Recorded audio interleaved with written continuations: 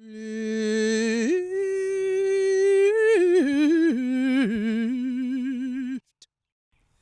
lift,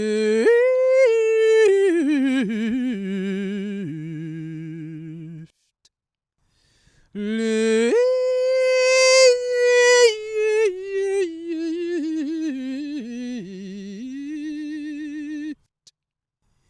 lift.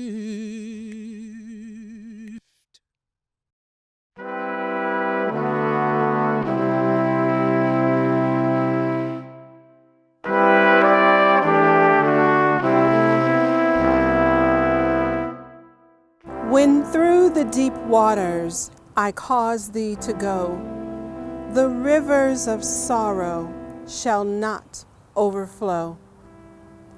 That's an excerpt from a 1787 hymn that was found in Harriet Tubman's biography by Sarah Bradford.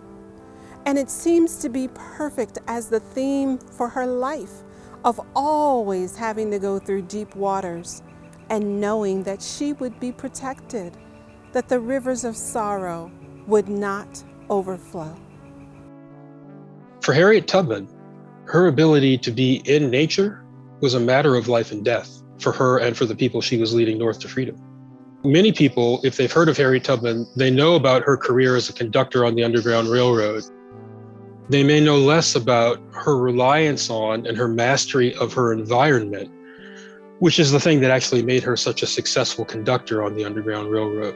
A familiarity with the landscape, of how you moved through woods and forests, how you negotiated waterways, always with a mind to keep your eye focused north, on the North Star, and on freedom.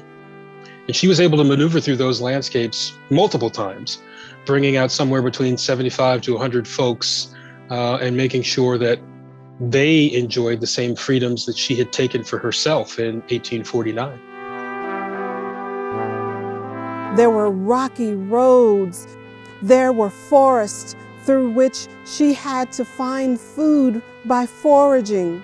There were the moon and the stars and the sunsets and the sunrises that guided her. There were moss-covered trees that helped her find the right direction. There would be the calls of birds to learn and mimic so that she could secretly and intimately with nature control the traffic of her fellow freedom-seeking passengers.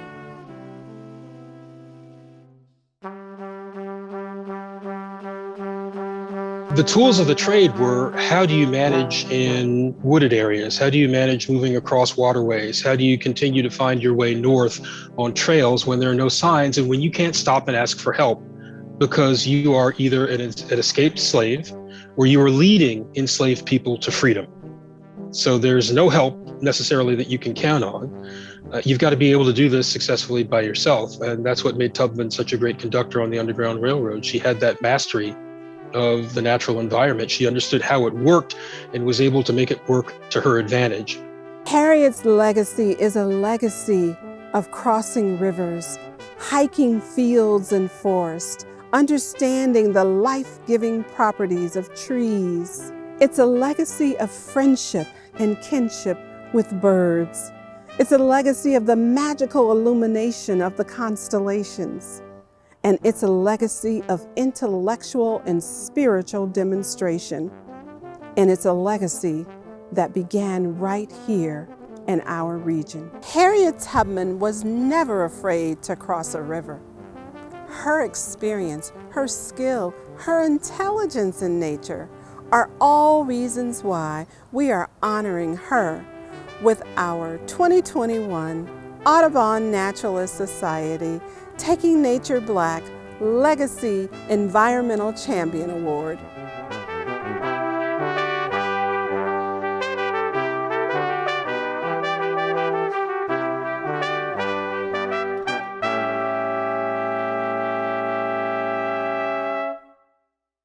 Lift every voice and sing till earth and heaven ring, ring with the harmonies our liberty.